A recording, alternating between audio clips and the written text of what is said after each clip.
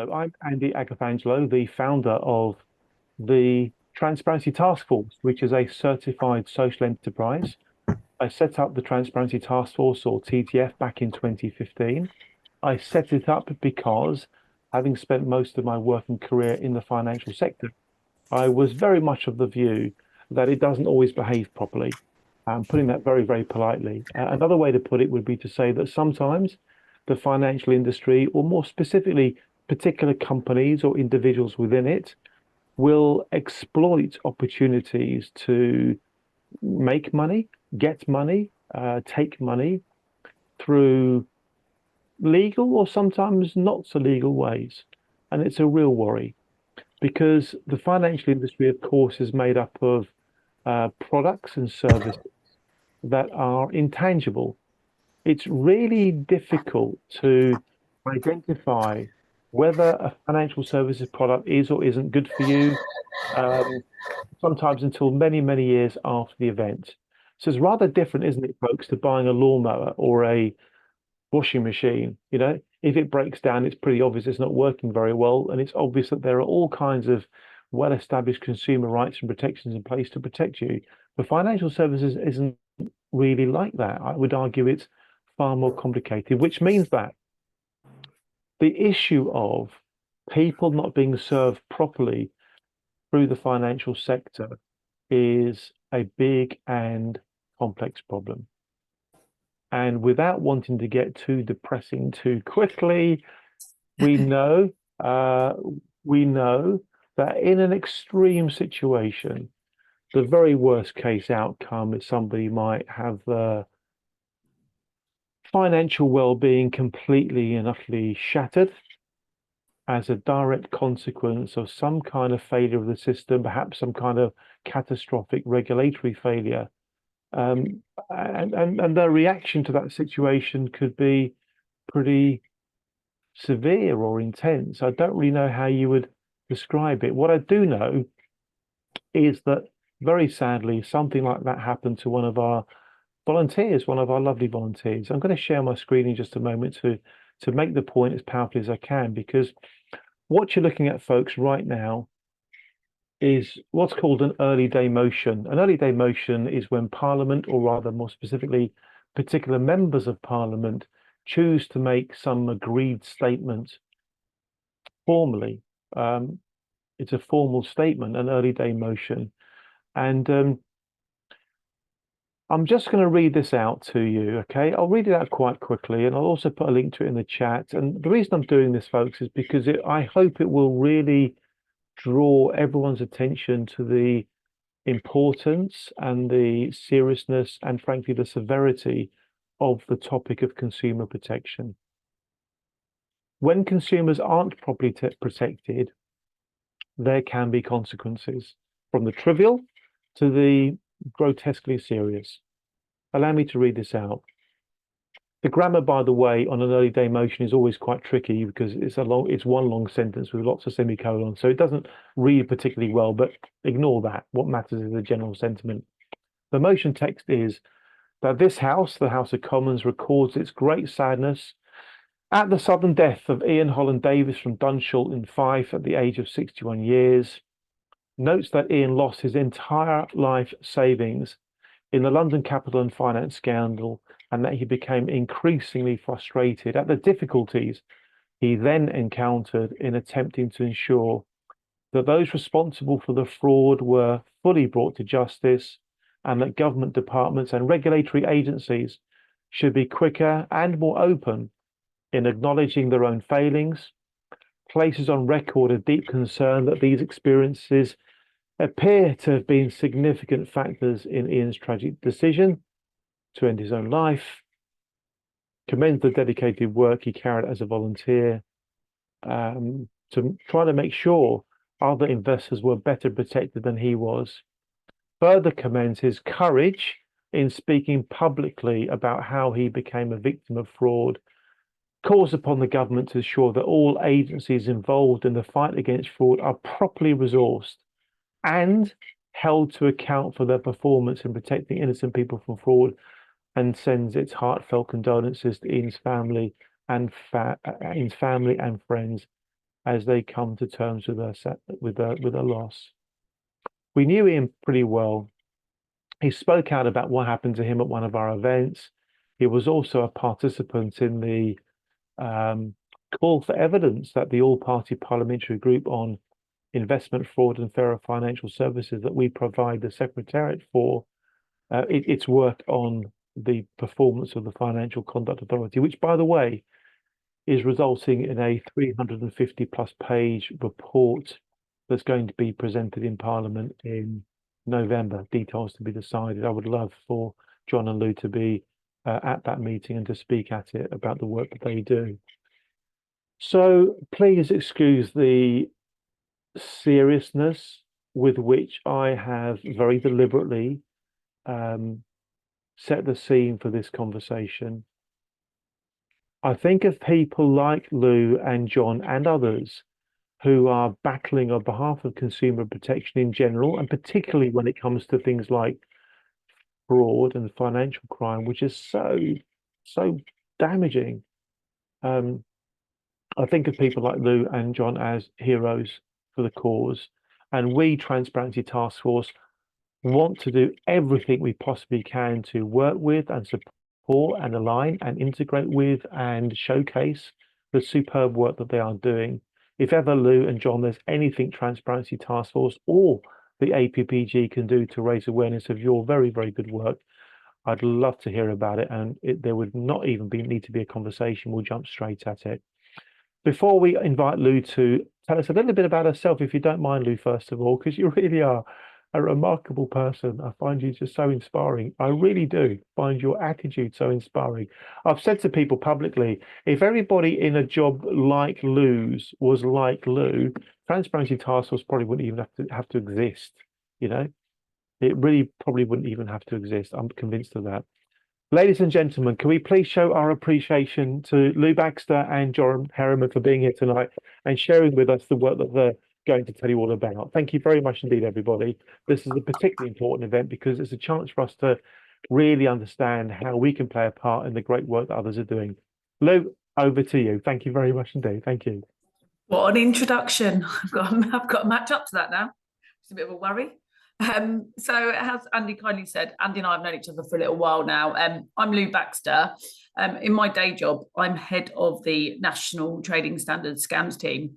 I do a couple of other jobs as well. So I'm non-exec board director for the Property Ombudsman Service for Trustmark, and I do some work for paid phone services on consumer vulnerability and run my own organisation called Consumer Friend.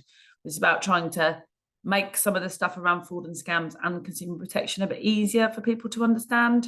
I have a particular interest in consumers who are less able to fight for themselves. So consumer vulnerability, people that are potentially neurodiverse or aren't able to access the information that people in this meeting or other people might be able to access because, quite frankly, we make the world far too complicated, far more complicated than we need to make it. So I try to make what is complicated simpler, if I understand it, that is anyway. So that's what I do. So I'm going to talk to you today about the work that I do for the National Trading Standards Scams team. And if it's all right with you, I'll just share some slides. Andy, is that all right? Perfect. Right, let's do this one. So as we've said, I am Louise Baxter. I'm going to show you a video, but I'm going to show you that at the end of the presentation. Just so that I can give you a little bit of an idea about some of the work that we do within the scams team.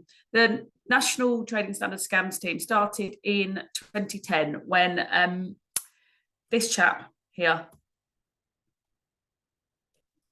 this is Len. I used to work frontline in trading standards services. I've been a trading standards officer for 22 years. I'm described as a stalwart now, which is a lovely description. But basically, this is Len. So Len was one of my very first scam victims that I met. Unfortunately, what tends to happen with scam victims, and especially previously and historically, is we'd always get to them too late, because what we see with scam victims is they're targeted, they respond to a scam, they then become more susceptible to fraud and scams. They don't report it, or they're unaware of it, and they get caught in that cycle of victimization. And then there's the issues around shame, blame, the inconsistent victim support that scams and fraud victims get, And then by the time we got to Len, and especially Len, he'd been brought into the criminal enterprise and he was actually being used as a money mule by the criminals. So he was so indoctrinated and groomed and coerced and controlled and manipulated that we weren't actually able to help him. So what I did at that particular time was to start what is now essentially the National Trading Standards Scams team. It wasn't called that at the time. It was called the Scams Hub. So we set out to proactively identify scam victims. And we did this initially by working with Royal Mail, because it was male scam victims we started with. We now cover telephone scams and we cover doorstep crime prevention and other bits of scams. We dabble outside. But what we did was we trained Royal Mail postal workers to identify where they were delivering different pieces of scam mail to. When they identified where they were delivering pieces of scam mail to, they would then give that intelligence to me. We would then get the local trading standards to go out and visit those consumers.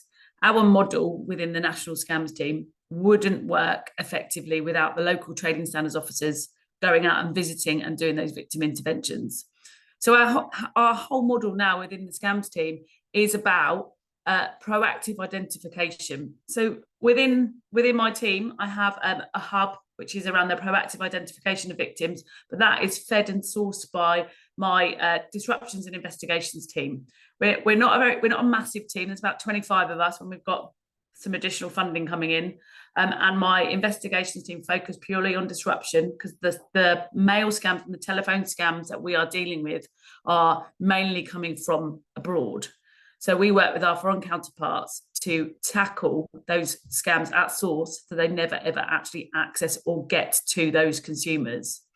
The rest of my team work on, when we find and identify those victims, how do we effectively support them? What makes consistent support for those consumers? One of my biggest bugbears is that victims of fraud are not treated like the victims of other crimes. They are the poor relatives of crimes. They are blamed, they are shamed, they are treated as if they are stupid, if they're naive, if they're old, if they are not treated like victims of other crimes. However, there is a similar crime set that they are treated like, which is similar to victims of domestic abuse. And we've done some research recently where we've mapped across where victims of domestic abuse and victims of fraud and scams are treated similarly by law enforcement, but also the general public. And something very simple to address that, and something that I'll show you some videos on this that you can also share if you wanted to, is the language we use. We say things like, why did you fall for that? Well, you don't say, why did you fall for a mugging? We say things like, oh, you lost your money. You didn't lose your money was stolen from you. Similar to, we say things like, why did you stay? Why didn't you leave him? Or why didn't you leave her? Those sort of things don't happen to people like you. And a lot of the research and information we've gathered about this is, a lot of it is around projection. And the fact that what we do is we couldn't possibly imagine that being defrauded or being a victim of domestic abuse would happen to us. So the person that is telling us their story in front of them, it couldn't possibly have happened to them either, because if it could happen to us. So we have to differentiate ourselves from those people, which is why we secondary victimize them. Why were you so stupid? Why did you fall for that? So that we are different from them, because we cannot possibly imagine that it would happen to us. And with fraud and scams, it gets even more complicated, because we aren't actually scared of fraud or scams. And all of the messaging that we get from government and from organisations is about self-protect. We are expecting people to identify the fact that fraud and scams is dangerous and that we need to put in some self-protective methods. On the meeting room, put your hand up if you change your passwords every month. I certainly don't change my passwords every month.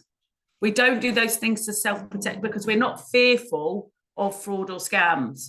We don't see it as a fear. If I go to you now, what is your image of fraud or scams in your mind? We don't have an image of that, but you wouldn't go to a war-torn country or a country where there was known terrorist attacks happening now and take your children there, because we would understand what that looks like. It's like my colleague Paul, who I work with UK Finance, explains it. You are more frightened of the aeroplane than the drive to the airport, but you're statistically more likely to die in a car on the way to the airport than you are on the aeroplane, because we can visualize what an aeroplane crash looks like. This is the same with fraud and scams, which is why my team tries to focus on the proactive so that we do things to ensure that those consumers, so whether it's 90-year-old Margaret or whether it's 33-year-old Louise, she wishes she was 33-year-old Louise, we don't have to make those decisions to protect ourselves. There's somebody behind the scenes, it doesn't matter who it is, doing that for us to proactively protect us from the fraud and the scams. I'm going to very quickly just show you a video.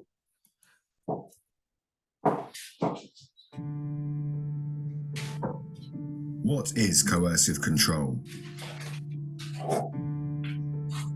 Coercive control is when someone, the abuser, repeatedly behaves in a way which makes a person, the victim, feel fearful, isolated, dependent, depressed, as well as many other feelings.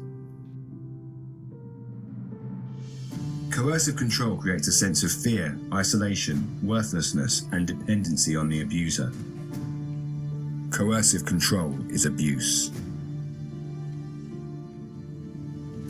Victims of coercive control can experience long-term mental health issues and post-traumatic stress disorder. In the most severe cases, victims have taken their own lives. Coercive control looks like power. Make the victim comply with something they don't want to do by force or punishment. Gaslighting makes the victim's perception of reality repeatedly undermined or questioned by the abuser. Love bombing and bombardment. This is where the abuser uses grand gestures like gifts, compliments, and affection to manipulate their victims. Manipulation and isolation. Through manipulation, a victim can be isolated from friends and family to keep the relationship a secret. Things people say about victims of abuse. How could you let that happen to you? That would never happen to me. Are you stupid? That doesn't really happen to people, does it? Surely you knew. Did you not see the signs? Victims are shamed into silence. It might sound like we're talking about domestic abuse. We're not. We're talking about coercive control in fraud, scams, and financial abuse. Fraud, scams, and financial abuse are crimes, and the people behind these crimes are criminals. More than 3/4 of UK adults said they were targeted by fraud or scams in 2022. 79% of victims of fraud, scams, and financial abuse experience a negative emotional impact. These criminals use coercive control to gain trust, personal information, money. These criminals can be very friendly, charming, and attentive, but they can also be controlling, threatening, and forceful. These criminals use phrases like, If you loved or trusted me, as you say you do, you send me the money. Your family won't understand. You won't get your win or your money back. People get jealous and try to take your fortune. This behaviour isolates victims, making a victim feel guilty, dependent, pressured, leading to situations like these. You are now my home. To avoid any loss, I'm registering this form now. So sorry. So if I'm not too late, please can we start again? Will you write me again? And I'll send you the £30. Being a victim of fraud, scams, and financial abuse can destroy aspects of victims' lives, including their health, well-being, employment, relationships. Victims are made to feel ashamed, embarrassed, fearful of reactions, afraid of reporting. Victims of fraud, scams, and financial abuse are wrongly labelled as naive, stupid, or greedy. These people are victims of coercive control and crime. In one victim's experience, people said, "You're stupid for letting this happen. It's your fault." It was horrible and I felt suicidal. People should be giving constructive feedback, not sit there and put you down. anyone can be a victim of fraud, scams, and financial abuse. There is a scam out there for everyone. The approach to victims of fraud, scams and financial abuse needs to change. The blame should be on the criminals and victims need to be better supported. Unless we act, fraud, scams and financial abuse will continue to increase. The time to act is now. You can make a difference. Talk about fraud, scams and financial abuse with your friends and family to help break the stigma. If someone shares their story, offer understanding and support. Do not judge or criticise. Encourage victims to report the crime. There is no shame in being a victim. Anyone can be a victim.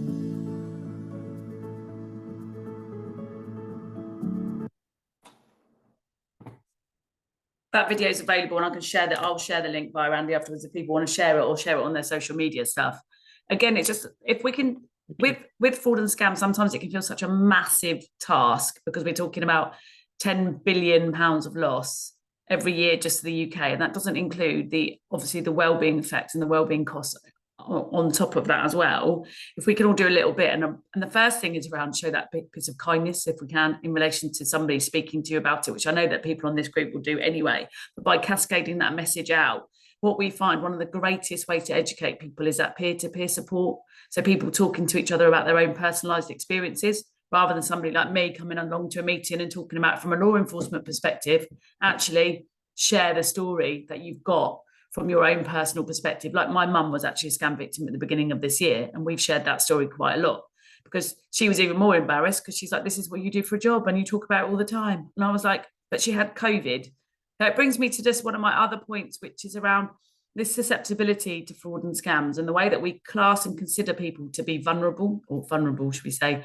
So in my opinion, and one of the messages that we have is people are not vulnerable. It's their situation, so what's going on around them that causes that vulnerability, or the marketplace that they're trying to actually engage with. So at the moment, the Financial Conduct Authority the statistic is 69% of us have a characteristic that could mean we are susceptible or vulnerable. And vulnerability can mean susceptibility to fraud or scams. So it isn't about vulnerable people, it's about the situation. So that could be cost of living crisis, that could be even the price cap today, or the news about the unrest in relation to political instability in places can cause that situational vulnerability for people. And then they've got to make a big decision like pensions, investments, moving house, buying a funeral plan, which leads into that susceptibility to becoming a victim of a crime, or just from a trading standards perspective, not getting the best outcome for them as well. So it's about neurodiversity as well. That doesn't mean you are vulnerable, but that could cause vulnerability if you're provided with information that can be really interpreted in a very different subjective way, and you've got a literal interpretation of it because of your neurodiversity, for example. So we need to be really, really kind in the way that we talk about this stuff to encourage that reporting and encourage the peer-to-peer support from it. Less competition, I would say, from a policy perspective, like sometimes within this space, because there's a lot of organisations working in it. And I don't mean this about John. John and I work together all of the time. That people are more competitive. And the message I have for this is consumers don't care who helps them as long as someone does. And I think we need to be better about working together consistently and less competition, less ego, shall we say. Let's not be so precious about it. We don't need to be precious about it.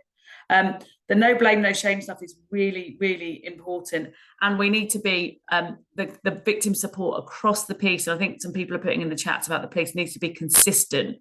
A couple of projects I'm working on, which might be of interest to this group, is one around encouraging reporting into a single point of contact that would then allow us to take down the bad actors, the websites, the telephone numbers, the scams, text messaging. And as soon as I've got my proof of concept stuff for that, I'll come back to this meeting and present that as well for people to see it. And the other one is a consumer protection victim hub, where we will be setting up a centralised system for people to identify themselves, either from a self-referral perspective or from a referral from an organisation or a relative, to get additional protections on their bank accounts, so their money will be protected. I could go on it.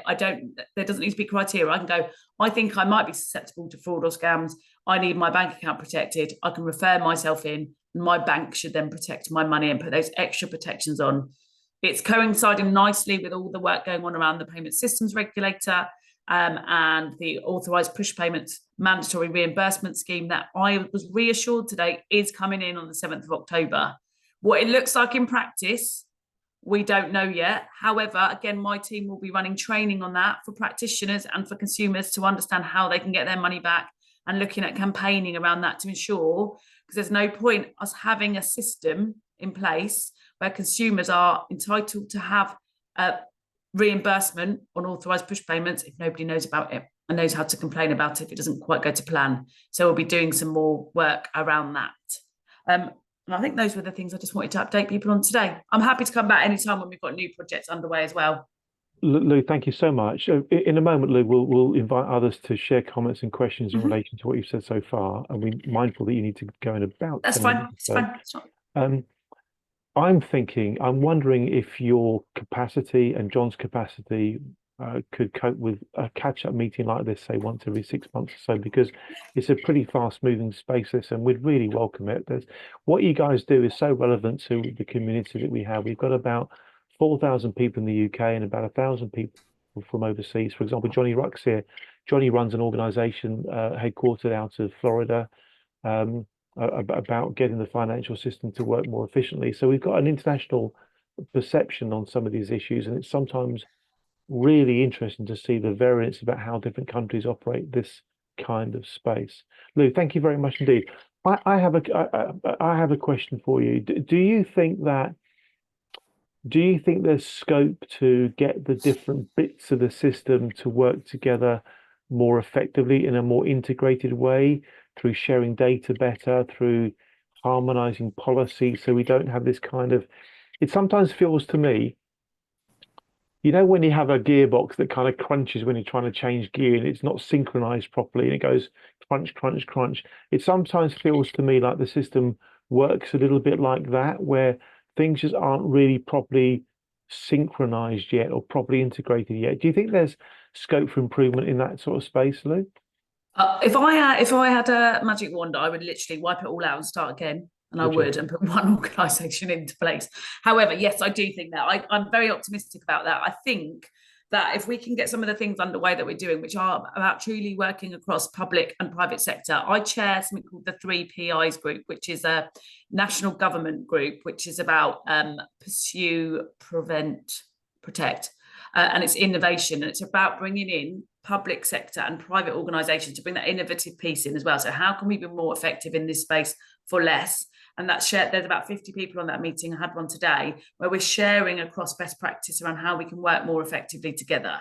So that's one of the starting points. I also sit on the Joint Fraud Task Force, and we've got a minister responsible for fraud now. And again, I'm going to that face-to-face in 2 weeks, where again, that will be around bringing, again, public, private sector, but also law enforcement to try and get us joined up in our messaging. We've got one clear government message now, which is stop, think, fraud, which we've never had before. Now, whether or not we think this is useful from a messaging point of view or not, we've never had one message that's been pushed out from the government. Yeah. I do think there's opportunities as well, not just in the fraud space, but also from a green energy perspective and a rogue trader perspective, when we're talking about fraud from that perspective as well, about ensuring that we get better consumer protection and more joined up working there, which is another piece of work that I'm currently working on, about trying to, and John will cover it off when he talks about codes as well, but that there's a huge amount of fraud from a green energy perspective. The digital switchover, I think, is an opportunity for us to work together more collaboratively, again, because it brings in health, science, fraud. Sadly, today, we've seen a lady who has been missold a pendant alarm that is not a pendant alarm, and she fell over in her garden and slept in her garden, an elderly lady, all night, until her neighbour found her, because she's been sold a pendant alarm by known organised crime groups who are targeting these sort of consumers for lots of different things. The pendant alarm didn't work. She's pushed the button, it hasn't worked. Unfortunately, what happens though, a story like that will allow us to get media attention and will allow us to get some funding to do something about it. But those things, this is what we're talking about now. We're in a situation where, like, and as you've said, we're not just talking about people losing a little bit of money or their personal information. We're talking about, like, this is getting particularly serious now. And the things people are being missold and the fraud that's being committed is having a huge effect on people's physical, mental and financial well-being. And we need to kick it up again now, in my opinion. So yes, I'm optimistic about it. Thanks, Lou. Thank you very much. We've got Robert Campbell. Robert, if you can, please turn your camera on and take yourself off mute. I can see that you've got your hand raised and you want to make a point. Please do, Robert. If I can invite everybody to be as concise as possible so we can get around as many folks as we can tonight. And Robert, over to you. Thank you very much. Thank you. Hi, good evening. Thanks, Lou, for that. It's very enlightening. My question is, my background is I was one of the founding directors of the North East Fraud Forum. I haven't been involved for some time, though. My question is, with all the positivity that you've given us this evening about the things coming together and everything else, what are we going to do about capacity? Action Fraud still can't cope with all of the fraud reports from everywhere. And this kind of thing is only going to add to the workload to people who are going to have to deal with the consequences and try and sort out any redress. See, I work closely with the City of London. City of London Police obviously are the lead force for fraud. Action Fraud is having a revamp. Again, they've invested a huge amount of money so that Action Fraud will A, be more accessible from a consumer perspective, but also they should be able to prioritise the data better and push that into National Fraud Intelligence Bureau. Unfortunately, though, we're still on 2% of resource from a police force perspective is put into fraud. We're not going to arrest our way out of it. We're not. And so we do need to think outside the box. So from my perspective, we need to be better from an innovative perspective, and we need to focus more on disruption, which is less resource than investigative or enforcement work. It's less resource. We can get more bang for our buck. We need to hit them where it hurts. And we need to get the banks more involved in that perspective as well, so they can do some of our disruption for us. We need to draw on those private partnerships to do it, because we do not have the resource. And unfortunately, even though a new government might provide a little bit additional resource, we're not going to resource our way out of it. It's too much. Robert, thank you for your point, and thanks, Lou, for your response. Anybody else with a comment or a question for Lou before she needs to disappear? Anne-Marie Borg. Bonjour, Anne-Marie. Lovely to have you with us as always. I think many of you know Anne-Marie. Anne-Marie. Yes, Lou, thank you very much. That was really interesting, and I would like to know a lot more. I used to work with victim support in Westminster as a trainer, and I used to train people, volunteers, and also police cadets and police officers to deal with victims, the first contact with the victim. So those communication skills, I know, are extremely important. It could make or break somebody, definitely. What I wanted to know is, do you have any contact with victim support in particular area? Do they help? Are they available to actually work together? Yes, so we're doing a couple of pieces of work with victim support. We've just rolled out consistent victim support training, which we worked with victim support on as well as part of our task force on this work. So we're rolling that out across all practitioners. So training standards, police services, victim support. So everybody, is free training for people to access as well. So we're rolling that out at the moment. We work closely across victim support, especially on they're doing quite a lot of projects on romance fraud at the moment, because we're seeing the amount of coerced control, manipulation and harm that romance frauds cause is quite extensive. But if you want to email me, Anne-Marie, I'll happily have another chat with you outside this meeting and talk to you about it. I'd love to, and if I can help in any way, just I would. Thank you. Très bien, Anne-Marie. Merci beaucoup. And we go now to Barry. Barry. Yeah, thank you very much. I do think that there needs to be some training put into FCA towards their attitudes. I mean, having been a victim of 3 major scams and had 2 investigators come out, the words that were used to me, where they thought that they were coming from, was that they did feel that there was it was driven by greed and addiction. And I just wonder, are you doing anything to change the culture within such organisations when you're talking about hundreds of thousands, of loss to individual families who are devastated? Yes, they were sympathetic, but those exact words were used to me to senior investigators. I'm trying to, yes. So in one of my other hats, with my consumer friend hat, I've trained over 10,000 people on trying to redefine the definition of vulnerability so that people aren't defined as vulnerability and it's what goes on around them, because again, it's completely disempowering. So yes, I get invited to a lot of senior government ministerial meetings because they know that I'm going to provide a victim focus. So yes, my messaging is getting through, but there's still more work to be done. But I am on it, Barry, and I will continue to be on it to ensure. I mean, it's really small tweaks. It's not a lot to ask. Like, as in, we just shouldn't say greedy. We shouldn't say fell for. It's like we're going back to old school. Why did you wear a short skirt? It's the wrong attitude to have. It's ridiculous, and it does nothing but discourage people to just then have more mental health impact from the crime, the organised crime groups who have targeted them, groomed them, manipulated them, and then stolen their money. It makes me a bit mad, but people listen when I shout at them, so it helps. Yeah. Lou, in all honesty, it's the fact that it does make you mad, and it's the fact that you are willing to shout at people that makes you, I think, quite special. I really do mean that. Thank you, Lou. Thank you, Barry. We now go to iPhone 07456. Please do take yourself off mute and share your thought. Thank you. So it's Sue Flood. By the way, folks, Sue Flood has been campaigning this space for like, I think 12, 13 years. It's remarkable. Sorry, Sue, I didn't recognise you there. Sue, I got your email today. I just haven't had a chance to read it yet, but I did see it. That's okay. We'll catch up and talk.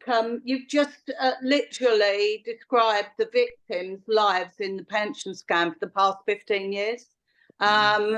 It's of extreme concern, the lack of recognition to victims of fraud, particularly in the pension scam field and investment fraud field. I provided to Andy, the APPG, I also provided to the Department of Work and Pension the effect that it has on victims. I also provided victim footage, film footage of people threatening to commit suicide. And the next day, HMRC posted up literally that it was not in such words, but literally it was their fault. They were greedy, they were culpable. And yes, I take your point. I've had to use it to a couple of MPs to explain. This is exactly the same as blaming someone who's been raped for wearing a short skirt. I think as well, so you have the additional issue, don't you, sometimes with a lot of this stuff, with the ferocious pursuit from HMRC, which is where the difficulty comes, which then adds to that victim blame and shame, which 100%. Is what the problem is. And to that, we've got proof of dishonesty. We have proof of fraud, and these are victims. But HMRC failed to acknowledge victims, failed to accept the fraud, and they are out of balance with the other regulatory bodies.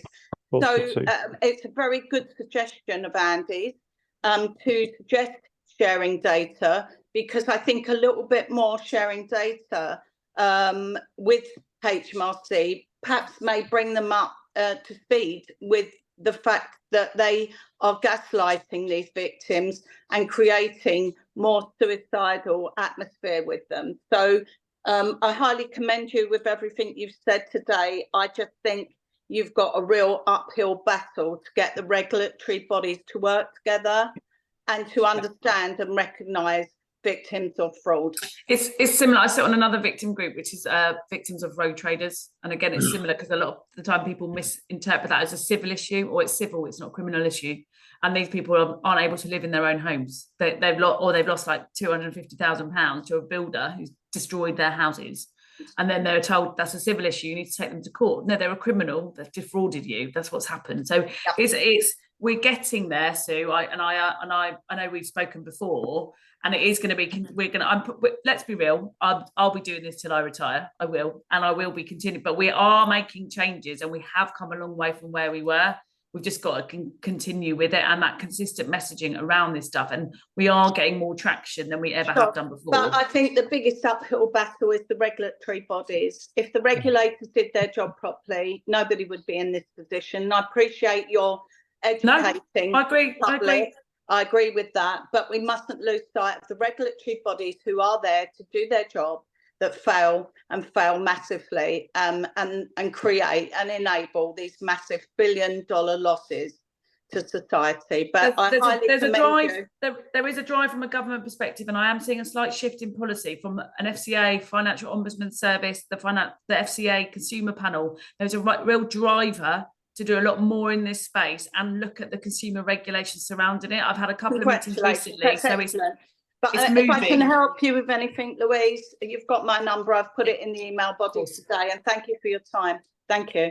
Thanks, Sue. Thank you. Everything you said was very, very well said. Just very, very quickly, folks, have a look at the link to the photos of the march we had in London in April, where we literally carried a coffin around part of London to make the point that people were losing their lives as a consequence of regulatory failure and HMRC's conduct, etc. We're going to go very, very Rosie quickly and Laura. to Rosie. I think you've got Yeah, Rosie, then Laura. Yeah, we're going to go very quickly to Rosie, then very quickly to Laura, and then I think you'll need to skedaddle, Lou. It's all right, Rosie, don't worry.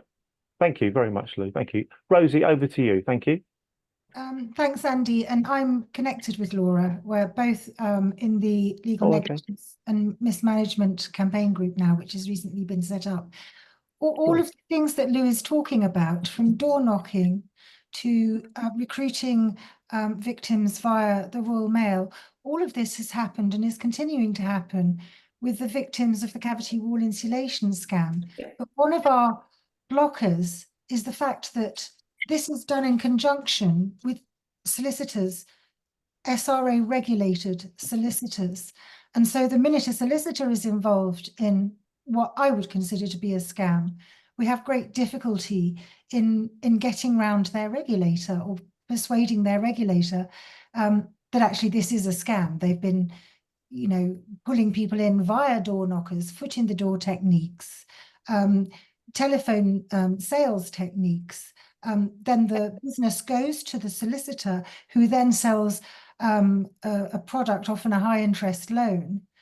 And there's a line that the legal ombudsman won't allow us to publish decisions that they're making, even when they uphold the fact that these law firms have been at best negligent. And the SRA also appear to be trying to sweep things under the carpet.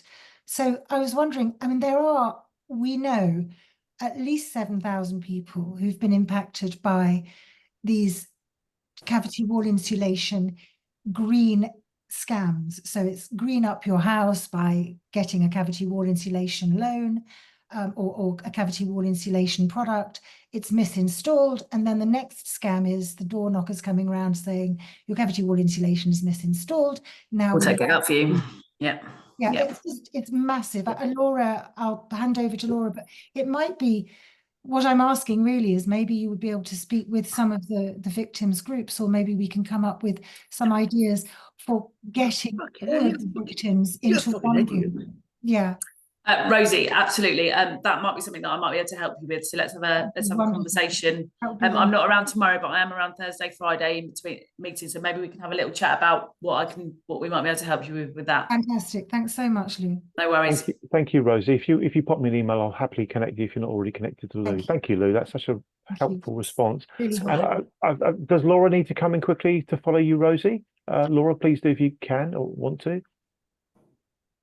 Oh, I think Laura left the meeting, has come back. Bear with me, Lou. I think Laura may add to what Rosie just said.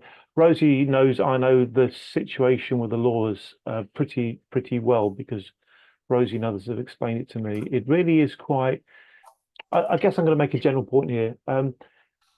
Sometimes the people you're interacting with, the people doing the bad stuff, are outright criminals. Other times, it's sometimes even worse. It's so-called professionals with unethical attitudes who end up exploiting the fact that they are seen as a professional, who actually use that as a basis upon which to do things that the other person just would not believe that they would do.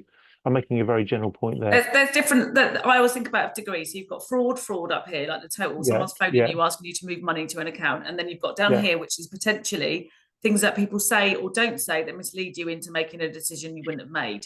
This is still a crime for trading standards. So under the consumer protection regs, we can still do something about this. So don't talk about or report this just because you don't think it's the same as this. And when the people doing that stuff you just referred to at the bottom there, if they're lawyers, if they're bankers, if they're estate agents, accountants, etc., the whole thing takes on a really dark and sinister dimension to it. It really does. I'd make the best criminal in the world because no one would suspect me. You never know. Maybe it's all a con, Lou. Maybe it's all an act. Maybe. I doubt it. Laura, did Um, you want to come in? Please do if you do. If not, we're going to let Lou get on and do what she needs to do with the family. Laura. I think Bill wants to speak to me as well. Bill's got his I hand think you're right, Lou. I could tell by his body language. Oi, oi, oi. Go on, Bill. Go for it. Please take yourself off mute. Go on, Bill. I was embezzled a long time ago. It would have been 2014 Right. by another man embezzlement thing. Yeah. Yeah. I only lost about £5,000. But That's a lot of money, and thank you for sharing that. £5,000 was a lot of money then. Yeah. It is now. Yeah. And I was very bitter about it. But I've been much more wiser since then. But I've seen all these scandals, the Woodford scandal, and selling. When I was trying to get me out of my gold-plated pension with Natural Grid to sign on to all these pension schemes, which were no good, and I knew about it, so I stuck with it, and I've benefited from it. But I'm so disappointed with the financial, advice of this government and the country to people who try and invest their money and saving. It's disgusting, really. Yeah. And I think, Andy's done a really great job to try and bring it out to people, and I really support him. Thank you. This goes, Bill, this goes to be wider around the information that is provided to consumers. So if the average reading age of a UK consumer is between 9 and 12. 20% of us are neurodiverse and think in a different way. The information provided, and I did some work around pensions to get pension information the other day for an organisation.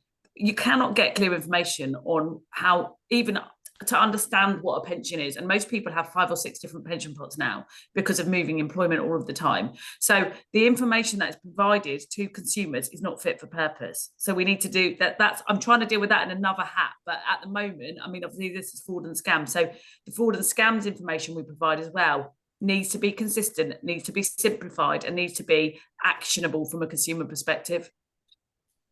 Thank you very much indeed. And can I ask a question, please? Yes, please, as quickly as you can, Paul, because I don't want to keep Lou longer. Don't worry, honestly, I can be late. It's not bother. I can be late. It's fine. Sorry, I'm not familiar with this this Zoom meeting. I'm an LCF victim of 270 million Ponzi scheme. London Capital and Finance. Yeah, London Capital and Finance. And that's what Ian Davis was a victim of. Yep. I invested in 2016 £186,000 based on the FCA approval and the Pricewaterhouse audit. And after a year, just after I invested, about 6 months later, they had a global services trustee, which was a solicitor, and he got suspended. So I sent this worry to London Capital and Finance and never got a response. I then went on Companies House, and within a very short time, I established it was a Ponzi scheme by the 3 audits. And I don't know how these auditors were Pricewaterhouse was my main thing. And then I started to get really worried. And then later on, it was exposed, the FCA imprinted it, and there was a lot of action on it. Now, the FCA, who approved LCF, are now taken Pricewaterhouse and fined them. Also fining them is our administrators, they fined them. And the FRA have also fined them. So all these 3 organisations have made money out of this Ponzi scheme. The victims have got nothing. Now, what my objective is, I'm trying to establish, because Pricewaterhouse have unanimously been found negligent and allowed it to happen, they even knew the LCF were charging 25% to a sourcing company. And no way could you pay 8% if you're paying a sourcing company 25% up front. So my aim is to find a solicitor who will take the remaining people that haven't been compensated by the FSCS, which is about 60 million, of high investors. Ian Davis was £600,000 out. Yeah. I want to find a mechanism of anyone on this group who can take Pricewaterhouse to task. When the trial just ended, and I asked the King's Counsel, Robbins, if he knew of anyone who could act for us without going through the whole history again and where you're paying huge fees to familiarise yourself. And he said it would cost me too much. Well, to do it alone, surely, because Pricewaterhouse have already been fined by 3 establishments, they are guilty. So we bondholders should have access to take Pricewaterhouse to task. But how do we do this? Because normally, if you take a company like Pricewaterhouse, they put every obstacle in front of you to make it legally impossible to pursue it. But the fact that they've been fined by 3 establishments should really reduce that risk. And how can they deny it if they've been found guilty? The fining system is slightly different than an individual court case. So without going into the details of your particular case, but it would be different standards and burdens of proof in those situations. It will add weight to your case. But again, you have to pursue that case in that situation, which is the difficulty when they've got a lot more resource than you. Paul, if you could pop me an email about that, because that might be well. And then maybe me and Andy, we can pick that up and I can see what I can do. Yes. What I want is on our Facebook page is to find a group to pay. But if there's somebody in TTF, a lawyer that would, because we had Sherman, a company called Sherman that took the FSC to task for free for the 11,000 victims, but they lost. They had to, again, they'd be up against Consumer the Voice might be able to help with this as well. Andy, if we take that off, and I might be able to, I'll have to think about that. I can ping you some bits. Thank you. No worries, Paul, no worries. Thank you for sharing. I appreciate that.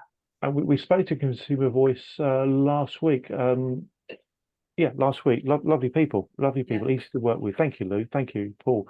Okay, I suggest we invite Lou to get on with the rest of her evening as she needs to do. But before we do that, can we obviously show our appreciation? I made it very clear to everybody before the meeting started how highly I rate Lou, and I'm sure that you're all thinking exactly the same. Andy was right when he said she was brilliant. Lou, you are brilliant. Thank you very much indeed. Thank you for having me. I appreciate you having me on. You're very welcome. We'll try to make this a 6-monthly thing if that works for you, Diary. Yeah, of course. Andy, thanks, Lou. Thank you. Sorry to butt in. It's Rose again here. Sure, Laura is back online. She's a journalist, and she's writing an article about grooming adult victims in scams and so on. So if she's able to ask the question, Laura, can you? Quite good for both. Laura, are you there? If not, yes, I'm here. I'm so sorry Hi, Laura. for going down. Need to get better internet, I think. So we're doing a campaign, National World, to try and get the government to make grooming adults illegal. And with what you've said about coercive control and grooming scam victims, do you think that making grooming illegal could help scam victims? I need to know a little bit more about which legislation you're trying to put it under. And what that would mean from a victim perspective. But I think using the right terminology. So when we talk about scams and fraud, and I mean, scams is a tricky word because it doesn't highlight how serious it is. It feels a bit Del Boy and a bit silly, a scam, like a trick. But obviously the general public perception is they understand that word, because fraud is a very broad term and we don't always understand what that means. But I think using the right words like grooming, coercive control, manipulation, trafficking of people's details, organised crime groups, I think we need to use that emotive language and that descriptive language rather than like, it's not a scam, it's not a trick, it's not if it sounds too good to be true, because what that does is makes it sound trivial. It also, by saying if it sounds too good to be true, what I'm saying is good things don't happen to you. Don't be so daft. Why would good things happen to you? The language is really negative. And I think by using the words grooming and actually by looking at a campaign to make grooming illegal, it depends what you're trying to do. Are you trying to raise the profile of grooming or actually make it illegal? But again, we could have that conversation. So if you want to ping me an email, I'll happily spend a couple of hours talking to you about it on Teams. Yeah, that would be brilliant. Thank you. I've got some research I can send you that we did on this as well from some academics that we did on looking at the language and the grooming piece as well. Yeah, that'd be fantastic. Thank you. No worries, Laura. That would be fantastic. Thank you, Laura. Thank you, Lou. Lots of L's, very alliterative. Laura, Longworth, and Lou. Well, I'm excited about all the positivity coming off this conversation in relation to potential next steps. I really am. Thank you very much indeed. Can we once again show our appreciation to Lou, and then we're going to go straight to John Herriman. Poor John, he's like, nearly. Who's got a bit of an act to follow, but do your best, John. All right. Right, thank you so much for having me. Well done, Lou. Well done. Thank you very soon. much. Good to see you. Bye. See you later. Bye. Folks, it's very, very obvious to me when you meet people like Lou, like John, who genuinely have a sense of passion about the work that they do. And it's so good to have that because we meet so many people. I'm not going to name individuals or organizations right now, but we meet so many people who have a kind of jobs worth mindset about what they do, and they don't really get it, and they don't really understand the pain being caused, the anguish, the turmoil, the trauma. I know, matter of fact, that there are people in our community who've experienced horrible things that have changed them as people, and they've gone all over the place to try to get help and support, and they've not been able to find it. So when you meet people who aren't like that, people who want to help and people who want to get stuck in, it's just so precious, which is why I'm so grateful we had Lou with us and we've got John with us. John, over to you, sir. Please do take a little bit of time, if you don't mind first, John, telling people a bit about yourself, your role, the organization, and feel free to move from there into wherever you'd like to take the conversation, John. Thank you very much indeed. Thank you. Lovely, thanks, Andy. And can I just check how long we've got? Is it about another Yeah, half an hour? we'll be wrapping the session up in about half an hour. So if you were to speak for say 10, 15 minutes or so, then that gives us a bit of time for Q&A afterwards. Lovely. Okay. I've got some slides as well I can share. There was a video, but I'll let you have that and you can watch that later. That's probably the easiest thank thing. you. Thank you very much. Yes, indeed. Thank you. So no, I'm delighted to be here and to follow Lou, actually, who I hold in absolutely the same high regard. I've known Lou for about 3.5 years, and she's an absolute tour de force, is the best way to describe her. In terms of my background, so I've come from very much a sort of a public service background across a range of different sort of sectors. And then that's one strand of my sort of background. But the other one is I've worked in actually quite a few regulated sectors. So actually worked in telecoms, worked in education, worked in the charity sector.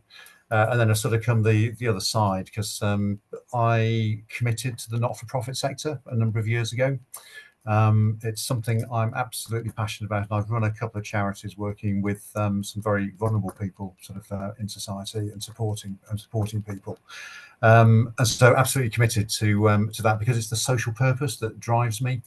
And actually that's one of the things that drew me into the Chartered Trading Standards Institute, where I am now, because we are a not-for-profit organisation which is absolutely committed to protecting the public. And I've been the Chief Executive at the Chartered Trading Standards Institute for just under 3.5 years now.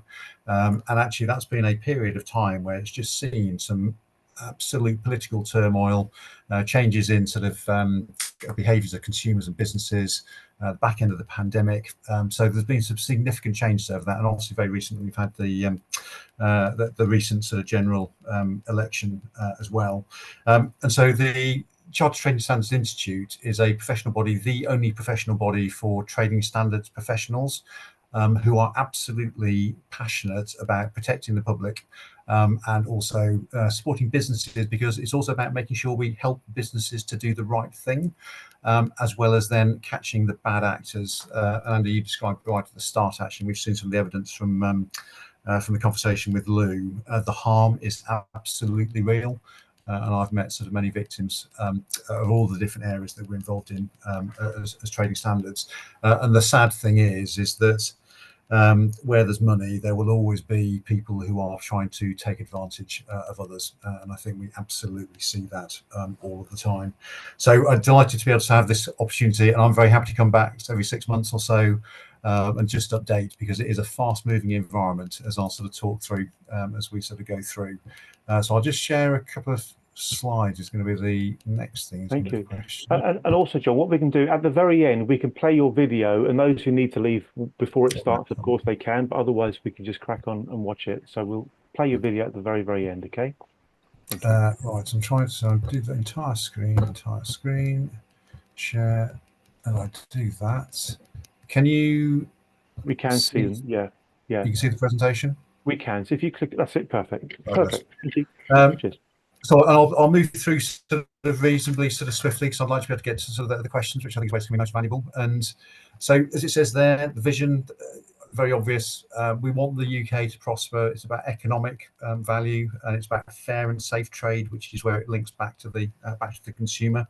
And then it is about protecting consumers and making sure that we are ensuring there's a level playing field for businesses. That is fundamentally important, because we want to encourage healthy competition for businesses. But ultimately, it all comes about why we're doing that, and that's about protecting the consumer. And then we're CTSI, our primary purpose, we're a professional body. We have a qualification. We qualify trading standards officers. And we do all the CPBD. We're a campaigning organisation, which is something that we moved to about 2.5 years ago. And I'll talk about some of the work that we're doing in that sort of space in a minute.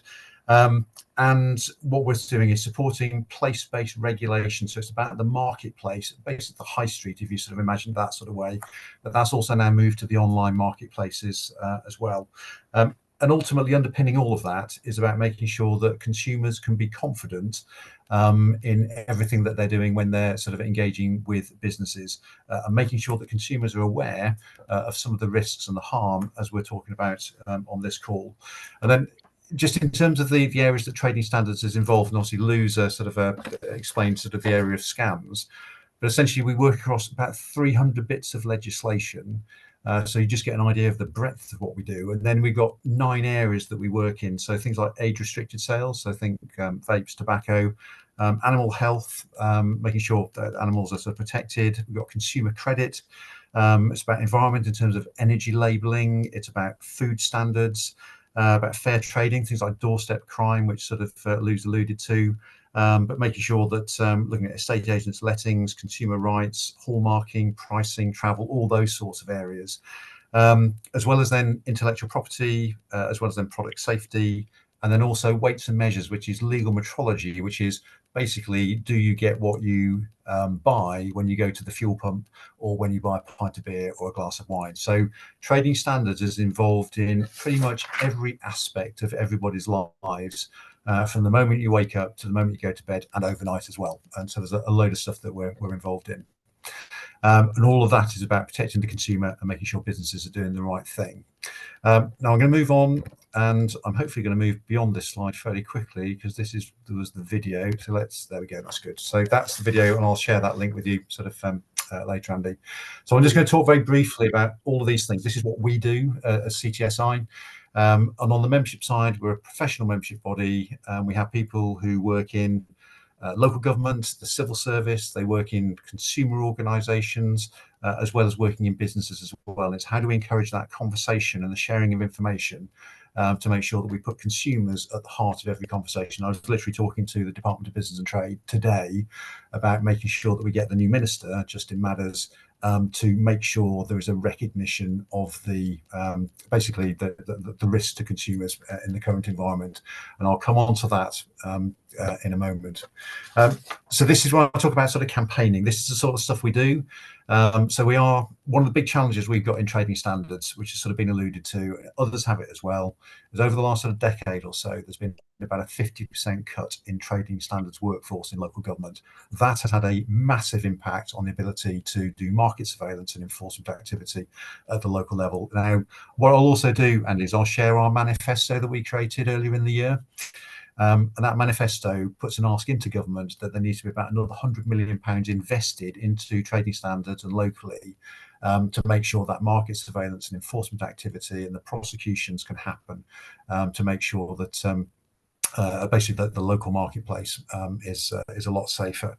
And so the core issue, if I come on to the sort of, that's the workforce side, but the sort of the keeping us safe, healthy and well, is the consumer detriment surveys, which I'm guessing you'll be familiar with. But if you go back over the last 10 years, the consumer detriment survey about 2014, 2015 was highlighting a level of consumer detriment of around about £24 billion. If you went back to 2021, consumer detriment had gone up to about £53 billion. The latest consumer detriment survey has not yet been released, and we're waiting for the data to come out of that, but we are expecting the consumer detriment to have risen yet again. And so that just gives you an idea of the real challenge, and we've seen business behaviours, consumer behaviours changing over that sort of time, consumer detriment rising, and are there enough protections in place for consumers at the moment? Is the legislation fit for purpose? Well, right now, legislation is having to play catch up because we've got analog sort of legislation in a digital age, and it's starting to change. And I'll touch on that in a moment. And then we've got all these sorts of areas that we're involved in terms of protecting the public. Lou's talked a lot about fraud and sort of doorstep crime, tackling scams. I just wanted to touch briefly on the net zero challenge. The net zero challenge, depending on where you go to look at the figures, but it's about a £1 trillion economy over the next 25 years or so. Now, there isn't a skilled workforce to be able to deliver that. And therefore, what you're starting to see, and we're seeing it within the world of trading standards, is you get the rogue traders. It was mentioned before about the cavity wall insulation. We've had exactly the same issue with loft insulation. That was actually endorsed by government at the time, and actually traders installed loft insulation, spray foam insulation. Subsequently found that insurers wouldn't provide insurance, people can't get remortgaging. All sorts of problems are now actually traders are now going in and having to remove that loft insulation. So there's all sorts of challenges within that sort of space. It's a huge opportunity if we get it right, but there's also lots of opportunities to get it wrong, and that's one of the challenges that we're sort of highlighting. Within this sort of space as well, what we're sort of highlighting is risks around artificial intelligence. We had our conference in June. And delighted if anyone to come to the conference sort of next year. But artificial intelligence, we see it within the world of scams. That's a particularly sort of prevalent area, but also counterfeit goods at the moment. And when it comes back to that sort of consumer detriment figure, you can start to see why there are so many sort of particular sort of challenges. And then if I sort of look across to where does stuff come into the country, ports and borders, there are some significant challenges of actually goods being imported that are just downright dangerous and illegal. Think of e-scooter batteries and e-bike batteries and fires that we're seeing the increase in at the moment. So there's a lot of work that we're doing to try and make sure that those sorts of products don't come onto the UK market, or that we're able to sort of prosecute the sellers. Now, this is where it sort of becomes interesting, because at the moment, does the legislation absolutely allow us to do that? It doesn't. But we've fortunately had the Digital Markets Competition and Consumer Act that came in a few months ago, just before the general election. That's been a positive step forward because it allows us to increase the levels of accountability. But there's also other stuff coming through at the moment. There's a product regulation and legal metrology bill that is going to put much greater accountabilities on online marketplaces to make sure that we can then hold them to account. And that's going to be a particularly important step when we're engaged in the conversations around that sort of that legislation at the moment.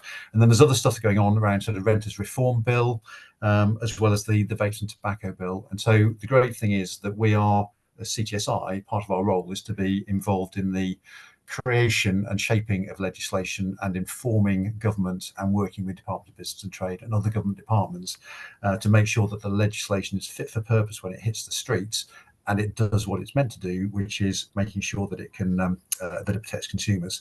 And the other key point here as well is that we've now got a Labour government. And I was talking to them today in terms of the Department of Business and Trade. I sense there is an opportunity with the new Labour government to want to put the focus on consumers again. That's really positive. The challenge is money. We know there's a 22 billion black hole in public spending. So what does that mean? So we do need to keep the focus on, we need more resource, more capacity on the front line of trading standards, but it's then looking at other opportunities, which I'll sort of cover just to finish off. And one of the really important things here is that we need to make sure that we've got the Small Business Minister is absolutely holding on to the fact that they are the consumer minister as well. And it won't have passed many of you by that the previous the Small Business Minister had actually dropped the consumer from their sort of role title, and that's something we want to make sure is much more visible within the new government and with the new minister, who we're hopefully going to have a meeting with in the not too distant future. These are some of the things that we've been involved in. So very recently, Oasis ticket sales, but online marketplaces I've talked about, short measures of drinks, making sure that you are getting what you pay for when you go to the pub or the bar. That was quite some shocking statistics came out of that in terms of the the numbers of short measures that were going on around the country in sort of bars and pubs. Definitions of vegan food. There is no legal definition of vegan food. That has had catastrophic and tragic consequences. And so we've campaigned on that, and food allergens as well. A very recent sort of tragic example of the young girl who tragically died as a result of drinking a hot drink, sort of a cup of hot chocolate from Costa. And I was hearing about the details of that the other day. So some really important work that we're doing in this space. And then also around vapes, you'll have probably sort of seen the problems, be very aware of the problems with vapes and young people. There was an exponential rise in that, and it's about making sure that we have the right regulation to protect young people, which at the moment we don't think we do, and hence we're involved in the discussions around that sort of bill as well. And what we're trying to do here, and I sense this with the new government, is there is a desire to make regulation work better and an understanding of regulation, which for a number of years what we've had is a very deregulatory agenda, and that has been distinctly unhelpful, and actually in some instances dangerous, as we saw with the Grenfell Inquiry report that came out a couple of weeks ago, which just highlighted the absolute risks of when you have an openly deregulatory agenda like that. We need to make sure that we never end up in situations like that ever again. And then just to sort of finish off before I go to sort of questions, there are things that we do with CTSI. These are funded by government, and so this is about us working with small businesses, about making businesses aware of what it is they should be doing to comply with the law. It's about making sure we're working with small to medium scale enterprises and also startups to make sure that they know what their legal obligations are to protect the consumer. So these are particularly important, and these are things that are provided free out to businesses to make sure that they know what they should be doing. Also, Lou mentioned this briefly, which is we have a consumer code approval scheme. This is particularly important in high-risk sectors, so that are not regulated sectors at the moment, but things like second-hand car sales, sort of new homes, funerals, wills, those sorts of area where they're costly, vulnerable consumers, big purchases, and we're all vulnerable at some stage as a consumer. And then making sure that what we have is businesses who are signing up to a consumer code, which is them saying not only are they complying with the law, but they're going the extra mile to put the consumer first.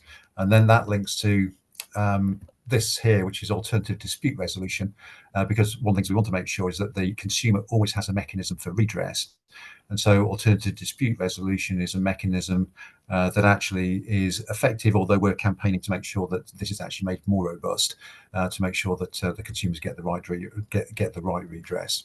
And then just to come back one, this was something else we're involved in, which is we run something called the UK International Consumer Centre. So if you as a consumer were abroad and bought some goods, and actually they were faulty in some way, shape or form, particularly think travel here, actually, if you were sort of traveling when sort of flights have been cancelled, etc., and you bought those flights abroad, as it could often be the case, then the UK International Consumer Centre is there to help you get that redress, because what we can do is work with similar bodies in those other countries to make sure the businesses there are sort of held to account. We have some very good success rates with the work that we do with the International Consumer Centre. So I will sort of bring it to a close though, Andy, so we can sort of go to some sort of questions. But John, thank you so much.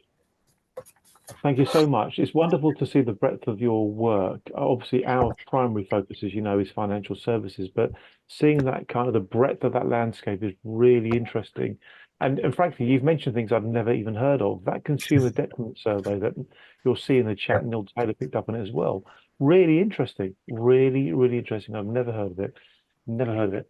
John, you know the video you mentioned? The video you mentioned, how long does it last roughly? Because what I'm thinking is we can play it at the end when all the chit chat's finished, and people who want to stay and watch it can. It's about 5 minutes. So it's just a short video that says what we do basically as an institute. Yeah. That's lovely. That's lovely. So we'll end with John's video, folks. Sure. That's just roughly 5-10 minutes or so for Q&A and comments in relation to what John has said. Would anybody like to come in with a comment or a question at this point? I can see Anne-Marie has once again raised her hand. Anne-Marie, to you. Thank you. Please unmute yourself. Thank you. Thank you. No, I just wanted to say I particularly appreciate the the aspect of your work, which is prevention and education, and which seems really, really important, because unless we actually tackle things beforehand, we're not going to resolve any problems. So thank you very much for that. Highly appreciated. Thank you. For sure. Thanks, Anne-Marie. Yeah, just to reiterate the point there about consumer education, it's something that we're passionate about. We don't actually formally do consumer education, we do consumer awareness at the moment. We would love to do more consumer education because we think it's such an important thing. And actually it's relatively easy to do with digital and social media these days. So it's a current conversation. Is there any place for in the education system in I don't know, universities? No, sadly not. So I maybe something we campaign for in the future, actually, because it's about preparing young people.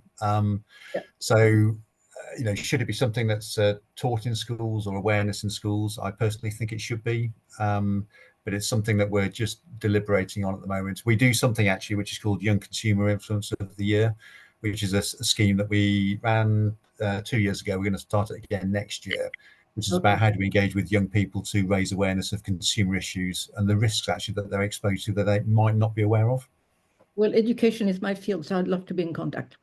Oh, lovely, Sophie. Yeah, okay, lovely. If we could share details, that'd be fantastic. Thank you. Please do pop me an email, Anne-Marie, and we'll make a connection. I can vouch for Anne-Marie's confidence in that space for sure. Thank you, Anne-Marie. Thanks, John. We'll go back to Laura Longworth. Hiya. Yeah, it's not. Well, it is a question, but not necessarily for now. I'm just wondering, John. Were you speaking about sort of regulation? Because I've been working with the victims of, of the cavity wall insulation issue. Yeah, and if you'd be interested, it'd be really great to speak with you about, possible regulation policies. Because we have got a few that we are specifically campaigning for. So it would be great to get, your views and, your expert opinion on some of those proposals, if that's something you'd be interested in. No, we're delighted, because what we're always interested in is sort of trying to, because there are many, is identifying where the gaps in legislation are. Yeah. Because this is all about, one is about, make sure you got the right legislation, then accountability, and then surveillance, and then enforcement when it needs to be. Yeah. And there are too many gaps. And so if there are any like that, I'd be very happy. It's to try and understand where they are and whether there's anything that we might be able to support with on that sort of front. Yeah, that'd be wonderful. Thank you. Brilliant. Nice one, Laura. Nice one, John. Steve Conley just put a really interesting point in the chat. Have a look at Steve's comment. We'll come to Amy in just a second, because for some of you, most of you won't know this. For the last roughly 4 years, we've been trying to get the FCA to improve the way it regulates the foreign exchange market for retail investors. Very, very long story short, we didn't get anywhere with the FCA, to be frank with you, but we did find that the Advertising Standards Authority were willing and able to help. So we ended up getting the Advertising Standards Authority to take down adverts that were misleading people. It just shows there's a degree of, if you like, regulatory arbitrage. Some seem better than others. And generally speaking, I think Steve Conley's got a point. The financial regulators seem to be not so good compared to some of the others. I won't go any further on that point. We'll leave that one there. Let's go to Amy. Amy, please be nice and succinct for me, for John and everyone else's benefit, because I know your case well enough to know that you can spend, we can have a whole event on it, Amy. Over to you. Thank you. Thanks. Can you hear me? Hi, Amy. Yes, can hear you loud and clear. Yeah. Great. Thanks, John. I'd like to ask you a question, because I don't know if you noticed it, Andy, but last week at the annual review, God knows how I managed to get it to happen, but at 108 minutes, they actually answered my question and said, Amy Lawskill.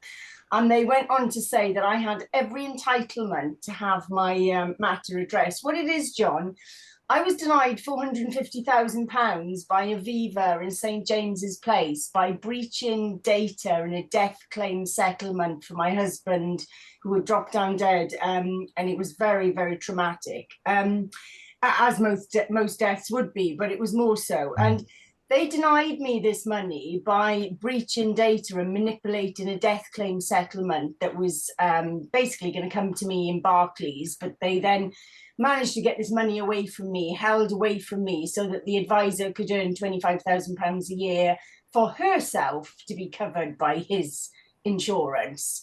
And then me and my family denied that money. I just wondered, because the FCA answered this question to me the other day, and they said I was entitled to the organisations giving me my complaint response, and I was entitled to an ombudsman review, which has absolutely been stopped because they're covering up this. Can trading standards do anything that force Aviva and St James's Place to act in a way that is appropriate and they should be doing in accordance with all the different things I can reel off to you? There's about 15 or different COBs and CISC and laws and everything that you probably don't even want me to go into, but I can name them all. Is there a way that trading standards can force that issue, please?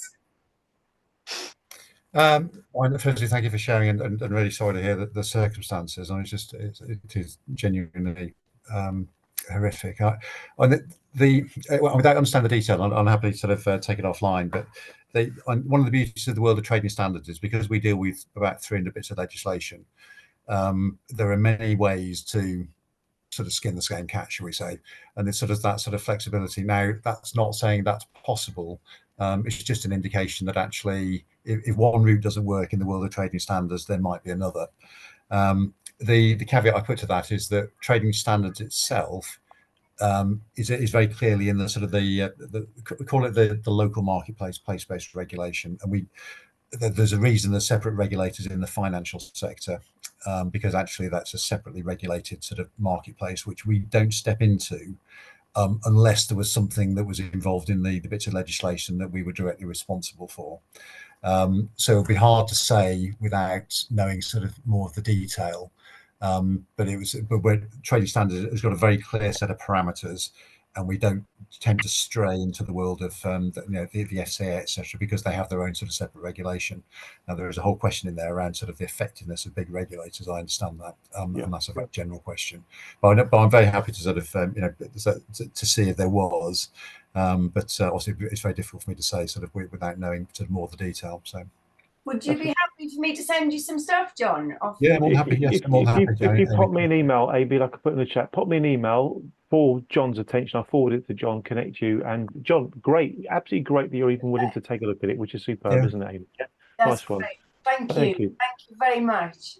We're going to go to Barry very quickly, then Stephen Barker very quickly, then we're going to watch the video, and we'll wrap up at roughly 25-ish to 8, folks. A few minutes later than standard, but hey ho, it's been a packed meeting. Barry, thank you, as quickly as you can. Yes, thank you for that, John. You spoke about the Consumer Code Approval Scheme, which sounds a little voluntary from the business's point of view to achieve it. Is there a move towards duty of care, where in actual fact, the second-hand salesman should tell me that the tyre will need replacing within a couple of months? Yeah, so essentially we're trying to sort of work that through the consumer codes. We are actually trying to work with government to try and make them have a higher level of obligation. So actually, where there are high-risk sectors, that actually businesses should be obligated to adopt something, because then that helps them to avoid regulation. That's a sort of something we're trying to work on at the moment. We don't have the same sort of consumer duty within our sort of world, but I think that's the way the world is sort of moving. And I think with the sort of consumer codes, what we're encouraging businesses to do that sign up to it is about them doing the right thing in the first place, because they go the extra mile for the consumer, which is effectively similar to a consumer duty, I suppose, but it's not written down that way. But then also, when it goes wrong, there is effective redress on the back of it, and actually there is a quick resolution to whatever that issue might be. So it's those two elements that we're trying to use through the consumer codes, and it is voluntary, you're right, but actually it can work very successfully, actually, as we see in some areas, and it can also help to improve the consumer lot, shall we say, in certain areas. So, for example, in second-hand car sales, we've got the motor ombudsman now, the RAC and the AA, because they all want to commit to this as a scheme. Very, very good. Very good and very encouraging indeed. Our last contributor to the conversation before John plays his video is going to be Mr. Stephen Barker, who I have to tell you, folks, is a wonderful TGF supporter, volunteer, contributes to our Thursday meetings about banking misconduct, and is remarkably knowledgeable. Stephen, great that you're here tonight. Please do share your thought. Thank you. Myself. Oh, There we go. right. I was very taken by what Amy has just said about fishing in another pond, meaning when you found the regulator for your industry or sector or issue is itself corrupt, ineffective. There's no point in trying to re-educate them. They're not going to change their position. I have to believe that the UK government is not to the core corrupt, only elements of it are corrupt. So fish around for another agency. I've been trying to do this with the Competition Authority, because quite simply, if the regulator, that's the FCA, decides that some retail clients, as defined by law, will receive compensation of 2.2 billion, and another section of that retail group will receive nothing.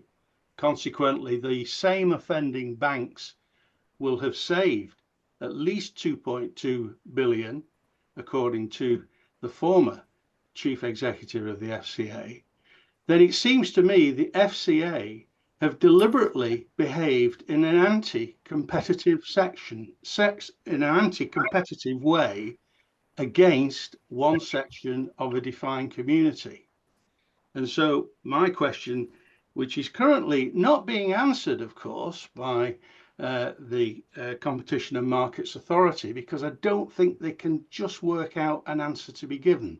But nevertheless, the important thing here is, Amy, is that by referring some matters where we can to, say, trading standards, or to the Competition and Markets Authority, or some other authority that has what you might describe as a tangential relationship with your topic. It doesn't matter whether it's financial services. The issue, the core issue, is it anti-competitive, or is it a breach of 300 areas of regulation that trading standards are involved in? There must be something in there where they've probably committed a crime. So I would strongly support your idea of to go fishing. I think you'll find you may catch something. So that's a remarkable line of thought, Stephen. It really is. I'm going to invite John to share his very, very final thoughts now, if you don't mind, John, and then hit the play button on your video. We can all watch it and then bring the session to a close in roughly 5 or so minutes. John, any final comments, sir? Yeah, John, just first of all, thank you for the questions. I think for me, it's just actually brilliant to get the sort of perspective from everybody sort of on the call. It sort of brings it home and sort of just drives me on as it does all my colleagues. And I think it's sort of the thing that comes out of this for me is the importance of making sure we've got effective regulation and that it's enforceable. And that's really what I'm hoping to see the changes with the new government. But thank you. So let me go to the video. Let me see if I can make this work really quickly. Yeah. While you're fiddling for the buttons there, can I please invite everyone to show their appreciation to John? Remember, it's John's evening as it is ours, and you don't get many 9-to-5ers, so to speak. What we'll do is I'll ask John to sort of forward me a link to that recording, and we'll circulate it when we circulate the notes from the event. So we will bring this session to a close. Can I therefore once again invite everybody to show their appreciation to John? Obviously, Lou, we know that Lou's no longer here, but also to Lou. And thank you very much indeed. Thank you very much indeed. It's been great. I'm just going to stop your screen sharing. Cheers, folks. Thank you very much. Good night, everybody. Thank you all. Good to see you. Right. Cheers, guys. Bye-bye. Bye-bye. Thank you to all the folks who contributed to comments and questions. It's been great. We'll circulate the chat, we'll circulate the recording, and we'll give everyone a link to that video that John just spoke about. Thank you all. Good night. Good night. Good night. Good night.